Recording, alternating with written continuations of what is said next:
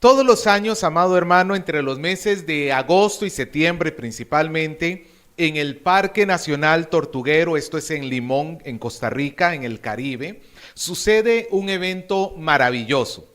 Resulta que durante algunas noches, miles de pequeñas tortugas marinas salen de sus huevos y salen de las arenas de las playas y se dejan guiar por la luz de la luna para ir hacia las aguas del mar Caribe.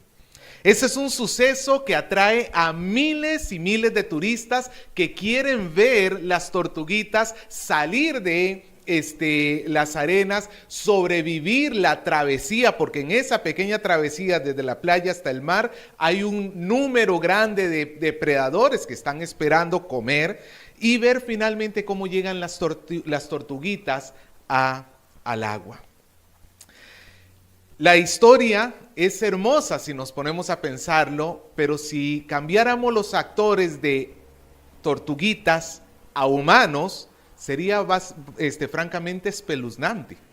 ¿Por qué? Porque 60 días atrás, antes de nacer, mamá tortuga se dirigió hacia esa playa, que es donde ella misma nació, hizo un hueco, depositó entre 100 a 200 huevos, los tapó, y eso fue lo último que hizo por ellos. Se va de esa playa para nunca más saber de sus crías. Imagínense que así fuéramos los humanos, que engendramos al hijo y nos olvidamos completamente de él. No, amado hermano, eso sería terrorífico. Es más, es terrorífico ver cuando un padre termina abandonando a sus hijos. En otras palabras, las tortugas engendran a sus crías y las dejan a su suerte. No lo hacen como otras especies animales como los perros y los gatos, que sabemos que cuidan sus crías hasta cierta edad. ¿Y si Dios fuera así? ¿Y si Dios nos hubiera creado y luego nos hubiera abandonado? Hay una posición filosófica que justamente defiende esta postura. Esta posición se llama el deísmo. El deísmo sostiene que Dios es como el arquitecto o como el relojero cósmico, que ha establecido en el universo leyes para que rijan todo, ha creado a todo lo que existe y luego ha sacado las manos de allí. Como un relojero. Si usted tiene un reloj, ¿cuándo fue que actuó el relojero sobre su reloj? Cuando lo creó. De ahí en adelante el relojero se olvida de su reloj. ¿Cierto? Algunos piensan que Dios actúa de esta manera. Eso implicaría que estamos a la deriva como creación. Que lo que nos rige es una suerte de azar, de cuestiones del destino que no tienen control absoluto. ¿Será eso cierto? Para recordar un poco la historia, estamos viendo nuevamente tenemos en el escenario a Gabaón. ¿Quiénes eran los gabaonitas? ¿Alguien se recuerda la semana pasada? Ok, era una ciudad cananea, bueno, un conjunto de ciudades cananeas que habían hecho, en base a engaño, un pacto con la nación de Israel. Así que tenemos de nuevo a los gabaonitas en nuestra historia. Esta vez no están engañando, sino más bien están recibiendo la amenaza de 5 reinos que se unen para poder destruirlos. Y hoy vamos a ver cómo esta amenaza nos lleva a la historia de la intervención de Dios en la humanidad. Comencemos viendo los primeros 5 versículos que yo he titulado Un peligro por delante. Los versículos 1 y 2 de nuestro texto de Josué capítulo 10 inician, especialmente el versículo 1, inicia de una manera muy parecida como inició el capítulo 9 y como iniciará el capítulo 11, donde los reyes cananeos escuchan sobre los hechos de Dios y tienen temor. En este caso, en el capítulo 10, ¿cuál es el rey que toma la batuta? ¿Cuál es el rey que está centrado el foco? El rey de Jerusalén. Muy astuta la hermana Cintia al no decir el nombre porque es un trabalenguas. Adonisedec, el rey de Jerusalén. Este rey es el rey de Jerusalén. En este momento Jerusalén no está bajo el dominio todavía de los israelitas. Es una ciudad pagana y como ciudad cananea tiene que recibir el juicio de Dios. Recordemos que los israelitas están en la zona y están ejecutando a los cananeos no como una limpia, no para poder traer pureza a la raza, no es una cuestión como las masacres que tenemos hoy en día. Israel está ahí como un juez o como un verdugo ejecutando la justicia de Dios. Y Jerusalén está dentro de estas ciudades que tiene que caer. Es interesante porque esta historia la podemos comprobar por medio de descubrimientos arqueológicos. Resulta que se encontraron unas tabletas en una ciudad llamada Amarna, donde este rey Adonisedec, voy a terminar hoy con un enredo en la lengua como no tiene idea, envió unas cartas al rey de Egipto, pidiéndole que el rey de Egipto viniera con su ejército y los defendiera de los hebreos. Eso nos confirma que las historias que tenemos acá no son ficción, no son inventadas, son sucesos reales. Y también nos confirma una cosa, el rey de Jerusalén estaba temeroso, como nos dice el versículo 2. Mira cómo dice, y tuvo ¿qué? Gran temor. ¿Por qué? Porque Gabaón era una gran ciudad, como una de las ciudades reales y mayor que hay, y todos sus hombres eran fuertes. El rey de Jerusalén comparó y dijo, Gabaón, una ciudad que tiene su poderío militar, tiene su fortaleza, son personas que bien pudieron haber hecho guerra contra Israel, pero ¿qué es lo que decidieron hacer? Hacer una alianza, hacer un pacto con ellos. Entonces, el rey de Jerusalén tiene temor de que otras naciones posiblemente se vayan a seguir el patrón que hizo Gabaón y traten de tener una alianza con con Israel, y entonces el rey de Jerusalén sale a pelear contra ellos. En los versículos del 3 al 5 encontramos una alianza, una coalición, si se quisiera ver así, si entramos en tecnicismos. En esta coalición, el rey se une con 4 ciudades más, y aquí viene otra vez el trabalenguas, si no le voy a decir el nombre de las personas, sino el nombre de las ciudades. Estaba el rey de Hebrón, el rey de Jarmut, el rey de Laquis y el rey de Eglón.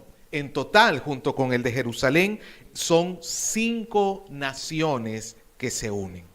Esta coalición se le nombra como la coalición del sur, porque de donde estaba Israel en su campamento, estas naciones estaban hacia el sur.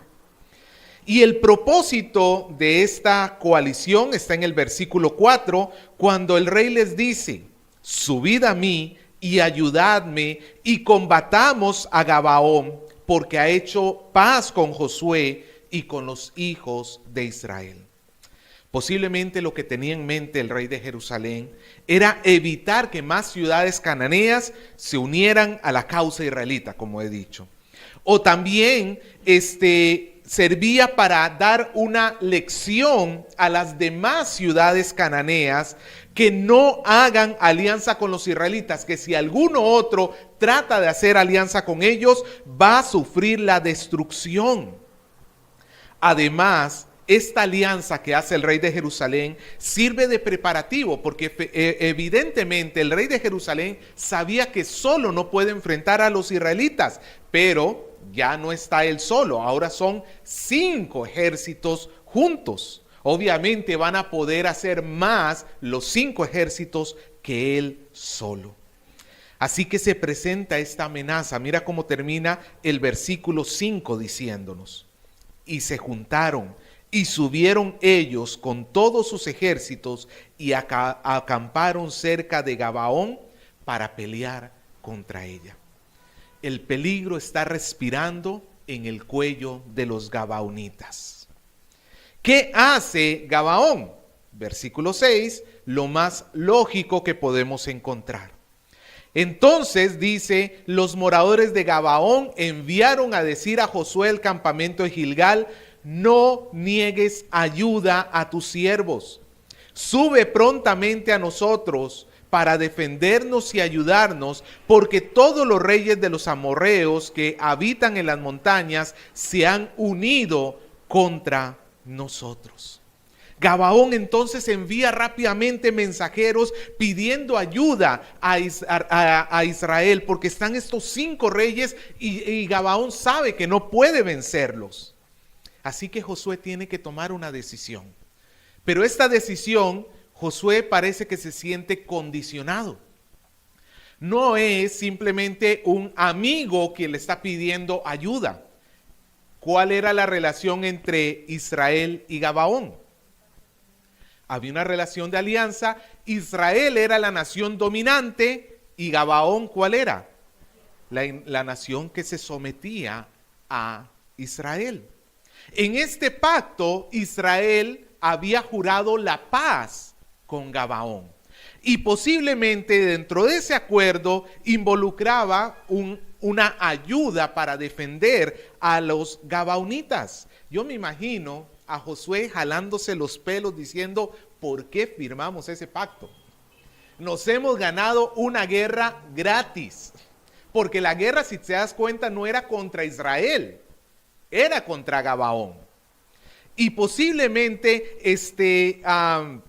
Josué se ve obligado a defender a Gabaón pensando en el terrible error que había cometido poco tiempo atrás.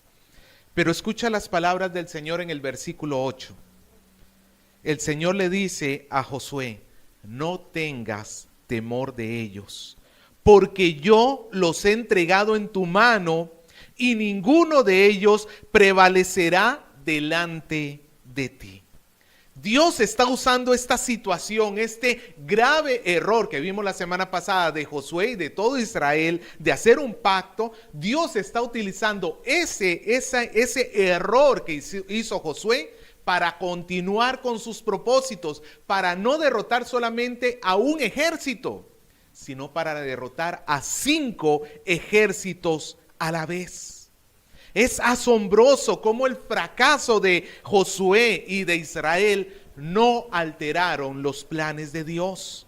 Es más, estaba dentro de los planes de Dios que todo sucediera como sucedió, para que estos reyes se unieran y para que luego fueran destruidos a una por el Señor. Aquí nos podemos admirar, amado hermano, del poder y la sabiduría de Dios, que Él cumple sus propósitos a pesar de los fracasos que tienen los seres humanos. El Señor, amado hermano, tú no le frustras ningún plan al Señor. ¿Alguna vez te han a ti frustrado un plan? Muchas veces, ¿no es cierto? Desde que somos niños, te voy a llevar a tal lugar y por una u otra razón no se pudo. A Dios nadie le frustra sus planes, amado hermano. 2 jóvenes que imprudentemente tienen relaciones sexuales fuera del matrimonio y terminan con un embarazo. Sí, eso es algo que no debieron haber hecho. Eso es algo que no debió haber sucedido en el perfecto plan de Dios. Pero Dios tenía el propósito de traer una nueva vida aún en medio de ese fracaso de esa pareja. Yo con esto no estoy alentando a nadie de los solteros a que haga semejante situación.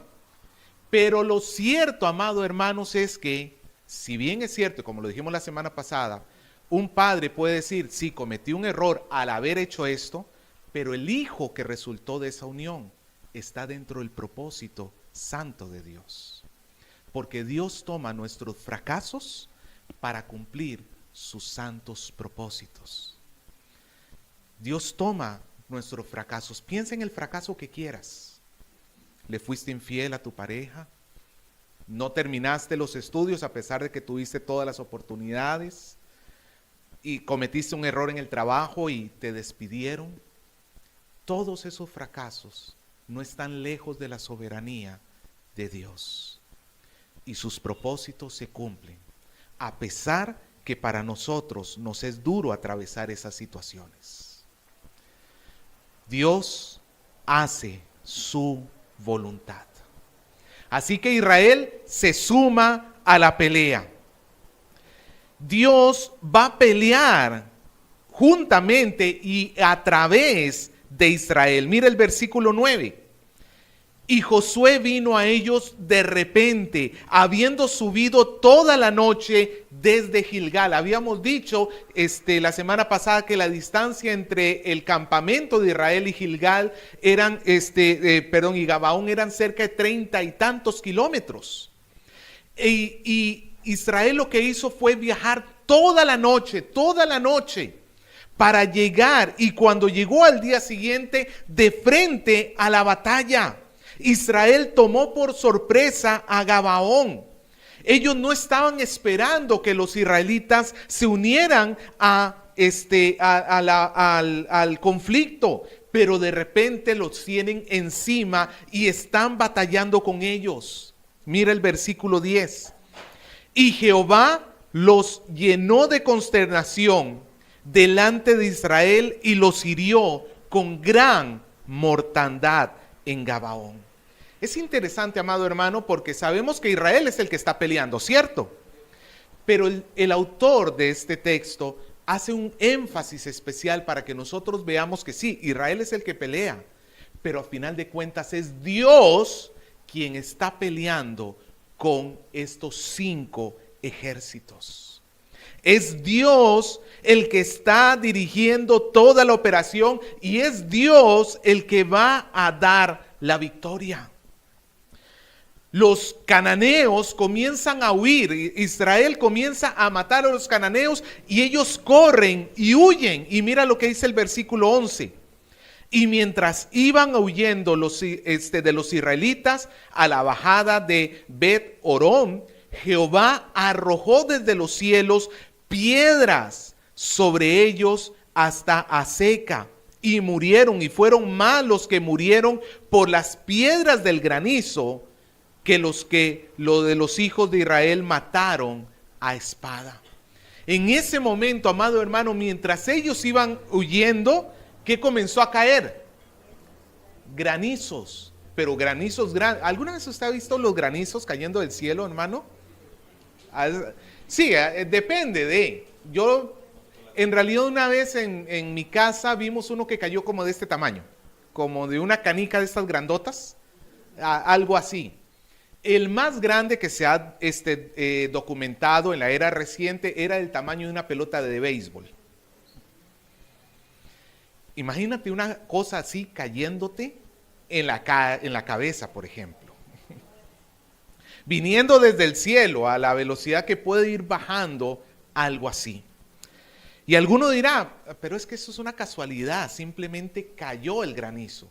El punto es que Israel iba juntamente con persiguiendo a estos ejércitos, pero todos los que murieron fueron solamente los paganos. De los de Israel no murió uno. Aquí hay un acto selectivo de Dios, donde su juicio cae por un medio natural, granizo, pero cae específicamente sobre los que tenían que ser ejecutados. Ningún israelita murió. Esta es una clara evidencia que Dios está interviniendo en la historia para cumplir sus propósitos. Amado hermano, que Dios intervenga en la historia es el testimonio continuo de las Escrituras, desde Génesis hasta Apocalipsis. Cuando Dios se paseaba por el huerto del Edén, cuando Adán y Eva habían caído, no fue una casualidad. Dios estaba allí porque estaba interviniendo para lidiar con el pecado de Adán y de Eva.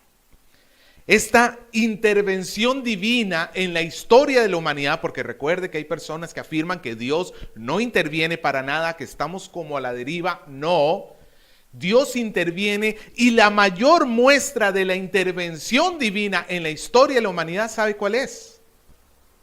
No son algún tipo de milagro, no es que el mar se partió.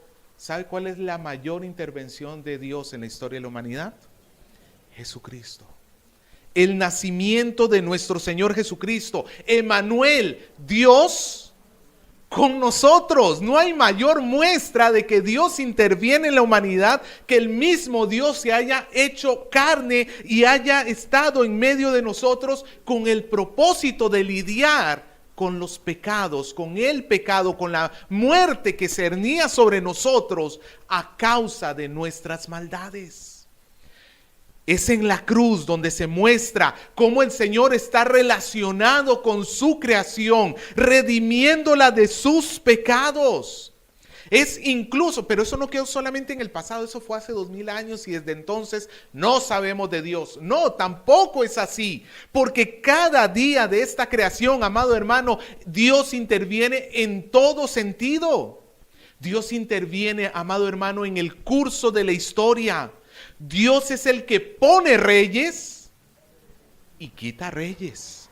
Dios es el que levanta naciones y también las destruye. Y dirá alguno, pero entonces Dios se ocupa solamente de los asuntos macro, de los asuntos gigantes, de las grandes potencias o de los asuntos a nivel nacional. No, Dios también interviene en la vida cotidiana de cada uno de nosotros. Es como la historia de Ruth. Usted se acuerda de Ruth, la moabita, aquella pagana que no conocía al Señor. Pero mientras que toda la nación está pasando hambre y está alejándose del Señor, esta mujer encuentra al Señor, le ama y le sigue. Y Dios hace que llegue a la ciega de el que iba a ser su futuro esposo, y que cayera en gracia. Y conoces toda la historia, creo que no tengo que relatártela en sí mismo. Y cómo esta mujer fue salvada, fue incorporada incluso en la línea de nacimiento del rey David y posteriormente de nuestro Señor Jesucristo. Dios interviniendo no a un nivel macro, a un nivel personal. Dios interviene en todos nuestros asuntos. Desde nuestra salvación, Colosenses capítulo 2, versículo 13 dice: y a vosotros, estando muertos en pecados y en la incircuncisión de vuestra carne, os dio vida juntamente con él, perdonándoos todos los pecados, anulando el acta de los decretos que había en contra de vosotros y que nos era contraria, quitándola de en medio y clavándola en la cruz.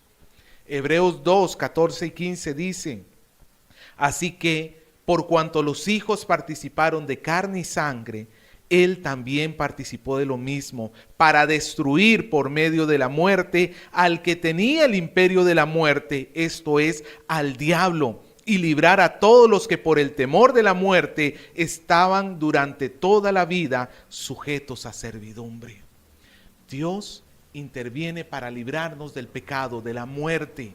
Pero Dios interviene, nos dice Romanos 8, que todas las cosas ayudan para bien, para los que amamos a Dios, los que conforme a su propósito somos llamados. Aún las malas circunstancias que nosotros vivimos funcionan para bien. Efesios capítulo 1, al final del capítulo nos dice que el Señor Jesucristo está reinando en los cielos a favor de su iglesia, para que se cumpla el propósito de Dios en medio de su iglesia. Amado hermano, no estamos a la deriva. No estamos a la deriva. Aún, como repito, aún los fracasos que hemos tenido, no estamos a la deriva, porque nuestro Señor Jesucristo es el que reina sobre todas las cosas. Y Él está velando porque los propósitos se cumplan. Él está velando porque lo que Dios estableció se haga. No lo que tú quieres, porque aquí es necesario establecer una gran diferencia con lo que es el evangelio y la prosperidad. Hay algunos que afirman que Dios está allí para cumplir tus sueños, para cumplir tus anhelos, para hacerte feliz a ti. No, amado hermano, tú no eres el centro del universo. Dios no gira en torno a ti. Es más, si Dios te diera todo lo que tú quieres, tú vas a terminar con infelicidad. Ponte a pensar en un niño. Dale a un niño todo lo que se le antoja. Le vas a hacer un terrible daño. No solamente emocionalmente, porque se va a volver un malcriado de primera. Su cuerpo. ¿Qué quiere comer un niño? ¿Un buen plato de verduras o una hamburguesa con papas? ¿Qué es lo que va a querer comer? Si tú le das todo lo que quieres, ese niño va a terminar con graves problemas de salud. Lo mismo, si Dios te diera todo lo que tú quieres, tu vida sería un desastre absoluto. Dios no te da lo que quieres, Dios te da lo que tú necesitas. Dios tiene un propósito para ti y ese propósito muchas veces va a ir en contra de lo que tú quisieras tener. Pero no por el hecho de que no sea lo que yo quiero, significa que sea malo para mí. Dios tiene un propósito. Ahora, vemos a Israel derrotando a los 5 ejércitos, especialmente por la intervención de Dios. Pero en el versículo 12, la historia como que retrocede un poquito para contarnos un hecho sobrenatural, aparte de un gran granizo que cayó, un segundo milagro que sucedió ese día. Mira lo que dice el versículo 12. Entonces Josué habló a Jehová en el día que Jehová entregó al amorreo delante de los hijos de Israel y dijo en presencia de los israelitas: Sol, detente en Gabaón, y tú luna en el valle de Ajalón. Y el sol se detuvo y la luna se paró hasta que la gente se hubo vengado de sus enemigos. ¿No está escrito en el libro de Jacer? Y el sol se paró en medio del cielo y no se apresuró a ponerse casi un día entero.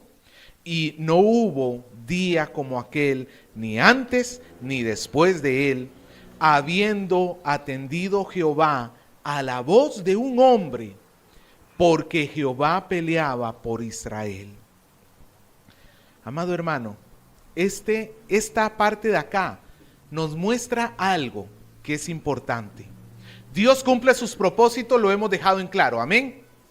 Pero Dios va a cumplir sus propósitos a través de la oración de su pueblo. Dios cumple sus propósitos a través de la oración de su pueblo. En medio de la batalla, Josué ora y le pide a Dios su intervención sobrenatural en la batalla. Ahora, este texto es bastante complicado, amado hermano. Es bastante complicado, porque no es muy fácil de explicar. En un principio, implicaría que la tierra detuvo su rotación. Ahora, hay personas que afirman sobre este texto que la NASA, no sé si usted ha escuchado eso de repente por ahí, que la NASA ha descubierto que hay un desfase en el lugar donde debería estar la Tierra en cuanto a su posición hacia el Sol. Pero déjame decirte, amado hermano, que eso es un puro chisme. No hay tal publicación de la NASA. Una simple búsqueda por internet te vas a dar cuenta que no hay. Y es que no necesitamos una publicación, no necesitamos que la NASA valide lo que dice la Biblia. No, al contrario, la Biblia valida lo que dice la NASA o lo niega. No es la NASA la que valida la Biblia. ¿Cómo debemos nosotros entender este pasaje? Podemos entenderlo y los teólogos se inclinan por una de dos posiciones. O entender el pasaje como un sentido figurado, como una metáfora, o literal. Como metáfora, en un sentido figurado, algunos teólogos dicen que quizá lo que el autor quiso decir acá es que ese día en particular pareció tener muchas más horas porque lo que hubiera hecho Israel en varios días de batalla lo cumplió en uno solo. Eso dicen algunos teólogos. Para otros dicen que posiblemente lo que sucedió es que ese día, como Israel viajó toda la noche y comenzó la batalla inmediatamente sorprendiéndolos, empezó a atacar mucho más temprano de lo que usualmente hubiera comenzado una batalla, teniendo muchas más horas de sol hasta que se ocultó el sol ese día. Pero estas explicaciones, amado hermano, no concuerdan mucho con los versículos 13 y 14 que nos dicen específicamente que ese día duró mucho más de lo normal. Entonces yo me inclino más a pensar en algo literal. Pero al entender lo literal hay otra complicación. Porque si decimos que la Tierra paró de rotar, ahí tienes un grave problema de física. ¿Sabes a qué velocidad está girando la Tierra en el Ecuador? 1670 kilómetros por hora. O sea, tú no lo sientes. Es como cuando estás dentro del carro y todo se está moviendo, el carro se mueve y tú tienes una botella de agua y tú dices, ¿a qué velocidad está viajando el agua? 0, porque se está moviendo exactamente a la misma velocidad que yo. Pero el carro está viajando a, no sé, 80 kilómetros por hora. En realidad la botella estaría viajando a 80 kilómetros por hora, ¿cierto? Todos estamos rotando, y aquí que estamos más cerca del Ecuador, no es una velocidad muy diferente, estamos girando a 1670 kilómetros por hora, 1670. Si la Tierra parara de golpe, ¿sabe lo que sucedería? ¿Has visto una vez un choque en un carro, lo que pasa con las personas adentro que no llevan cinturón de seguridad? Salen disparados a la velocidad que iba el carro. Si el carro iba a 100 kilómetros por hora y choca de golpe, la persona adentro sigue su camino a 100 kilómetros por hora. Por eso usa el cinturón de seguridad. Aprovecho para hacer aquí el spot que nadie me está pagando. Gobierno del Perú. Si la Tierra parara de golpe, inicialmente pudiéramos pensar, todos deberíamos salir disparados a 1600 kilómetros por hora. Ahora, pero es que estamos hablando aquí de un milagro, hermano. Un milagro tú no lo puedes resolver fácilmente con el pensamiento racional. Si fuera fácilmente respondido por el pensamiento racional, no sería un milagro, sería un fenómeno en todo caso. Pero tenemos que entender esto, si Dios tiene el poder para parar la tierra de un solo golpe, pues también tendrá el poder para sujetar todas las cosas en su lugar. Por un lado, pudiéramos pensar así. Por el otro lado, pienso que pudo haber sucedido algún tipo de otra explicación. Quizás desde la perspectiva del testigo de Josué, el sol se detuvo. Y quizá lo que sucedió fue que el sol se sincronizó con la tierra y mientras la tierra giraba, el sol estaba girando junto a la tierra. No sé. Es una explicación que se puede dar. Existe la geoestática o geosincronización, donde, por ejemplo, un satélite que los astronautas ponen en la atmósfera, se sincroniza al movimiento de la Tierra, de tal manera que siempre va a estar encima de la misma ciudad, por ejemplo. Y entonces podemos tener un satélite encima de Perú que gira con la Tierra, pero como gira al mismo tiempo de la Tierra, siempre está sobre Perú. ¿Pudo haber hecho Dios que el sol se moviera al ritmo del giro de la Tierra? Él es Dios, hermano. ¿Qué le vas a poder decir que no lo puede hacer? ¿Se escapa de la lógica? Claro que sí. Claro que sí, pero nuevamente es que si esto fuera fácil de explicar, a ver, explícame cómo se resucita un muerto de 3 días. Dame la explicación científica de eso. Amado hermano, si fuera fácil de explicar, no estaríamos diciendo que es un milagro. La cuestión es que algo sucedió ese día, pero más allá de lo que haya sucedido, lo que quiero subrayar es lo que implica que haya sucedido. Dios escuchó la oración de Josué. Josué, el que acaba de fracasar, el que metió la pata con el asunto de Gabaón, él levanta su oración y Dios escucha para cumplir sus propósitos. Esto nos recuerda algo, amado hermano. Dios cumple sus propósitos, lo hemos subrayado ya 20 veces. Pero dentro de esa voluntad de Dios está que su pueblo ore, que su pueblo pida. Hay personas que caen en el pesimismo espiritual y se ponen a considerar la soberanía de Dios. Y eso es normal, yo también lo he vivido. Y decir, a ver, si Dios va a hacer su voluntad pase lo que pase, pues ¿para qué oro? Pues ¿para qué pido? Si igual Él lo va a hacer. Es que, amado hermano, justamente Él va a hacer, y dentro de lo que Él va a hacer te está incluyendo a ti en tu oración, en tu petición. Por ejemplo, ese familiar que estás orando para que se salve. Yo confío que si está en tu camino es porque Dios lo ha puesto para salvación. Ah, ya, pues algún día se salvará entonces. No, Dios quiere que ores por esa persona. ¿Dios gobierna sobre el Perú, sobre los políticos corruptos que tenemos? Sí. Sí, que un día vaya a llamarlos a cuenta para que juzgarlos por todos los males que están haciendo, eso no se escapan. Pero Dios gobierna sobre ellos.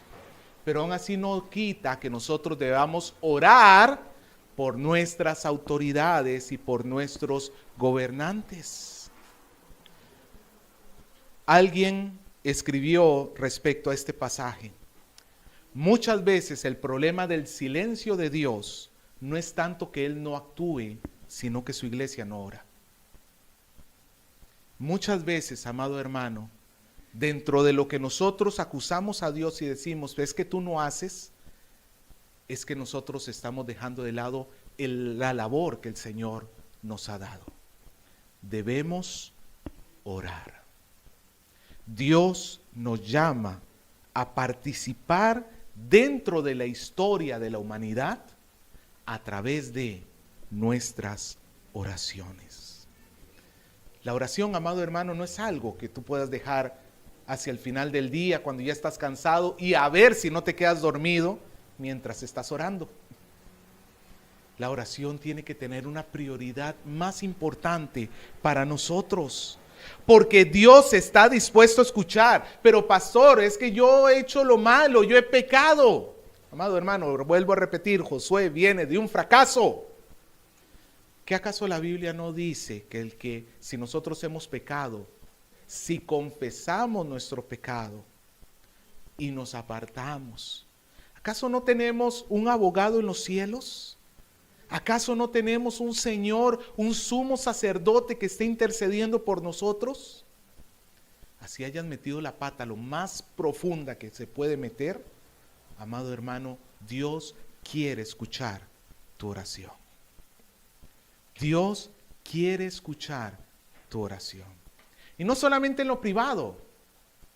Dios quiere escuchar tu oración en medio de la congregación. Dios quiere que tú sirvas como instrumento para edificar a otras personas. Por ejemplo, amado hermano, cuando tú oras delante de otros hermanos, tú estás edificándolo de muchas maneras. En primer lugar, si el hermano está viéndote que tú estás poniendo tu confianza en medio de tus problemas, ese hermano está recibiendo el estímulo para hacer lo mismo en medio de sus problemas. Cuando estoy en problemas, ¿a quién busco? A Dios. También a través de la oración estamos enseñándole a los demás quién es Dios. Por ejemplo, ahora que hemos tenido el tiempo de oración antes, que hemos estado orando por la omnisciencia de Dios. Y al decir eso, le estamos enseñando a los que de repente todavía no entienden mucho, que tenemos un Dios que lo conoce todo, que nada se esconde de Él. No lo estás diciendo en una clase, pero en tu oración estás edificando. Y a los que conocemos, pero a veces se nos olvida que Dios es omnisciente, nos recuerdas que es así. Amado hermano, Dios quiere escuchar tu oración. No vivimos como las tortuguitas, abandonados en una playa y sálvese quien pueda. A algunos se los va a comer un pelícano, a algunos se lo va a comer un coyote, a algunos no. Allá tú a ver qué sucede. No vivimos a la deriva, no vivimos en un universo que anda por ahí vagando, dando vueltas sin control alguno. Vivimos en un universo que está controlado, dominado hasta el más mínimo detalle por la voluntad de Dios. Eso te tiene que llevar a confiar en el Señor. ¿Estás pasando por problemas? ¿Estás pasando por dificultades? Dios tiene control de todas ellas. Tú lo que necesitas es poner tu confianza en el Señor. Todo ayuda para bien. Yo sé que decir esto cuando estás metido en el problema no es fácil. Pero hace un poco de tiempo estamos estudiando en un curso que estamos llevando sobre el sufrimiento del cristiano. Y en este curso decía, todo lo que tú has sufrido, el Señor Jesús lo sufrió en esta tierra a una medida todavía mayor de lo que tú jamás sufrirías. No es que, pastor, a mí me dejó mi novio y el Señor Jesús no sabe eso. Que el Señor Jesús no sabe que aquellos a quienes tú amas no te regresan su amor. ¿Tú crees que Jesús no sabe sobre el ser rechazado cuando ama con todo el corazón a alguien? Traicionado por su amigo. ¿Tú crees que Él no sabe sobre eso? Él lo sabe. El Señor Jesús en esta tierra sufrió más allá de lo que nosotros jamás sufriríamos, para que en el libro de Hebreos se nos diga que entonces Él es un sumo sacerdote que se compadece de nosotros, de nuestras dolencias, de nuestras aflicciones, porque el Señor entiende lo que estás atravesando. Amado hermano, yo lo que te invito hoy es a poner tu mirada en el Señor, en que veas que Él está interviniendo, Él está haciendo, quizás tú no entiendas. Alguna vez dijimos esto y con esto termino. ¿Tú has visto uno de estos tapetes hermosos que alguien ha hecho, que tiene todo un cuadro hermoso por delante? No sé, un paisaje o algo así, que la persona ha bordado, o este tipo de puntos que hacen en lienzo, exactamente. Por un lado se ve hermoso, ¿cierto? Pero ¿lo has visto por el lado de atrás? Es un desastre absoluto. No tiene figura, no tiene forma. Tú lo ves y si no lo logras ver del otro lado, difícilmente le entiendes qué es lo que es. El asunto es que la vida, nosotros la estamos viendo de este lado, o sea, del lado opuesto del tapete. Dios la ha diseñado hermosa, solamente que nosotros vemos la parte de atrás, porque todavía estamos en esta vida. Algún día, cuando lleguemos a su presencia, la veremos del otro lado. Y diremos, Señor, tú eres perfecto. Todo lo que sufrí era necesario para que se cumpliera tus propósitos. El hermoso tapete que hiciste era perfecto. No había que cambiarle nada a lo que está ahí. Dios, amado hermano, cumple sus propósitos. Oremos para que se cumplan.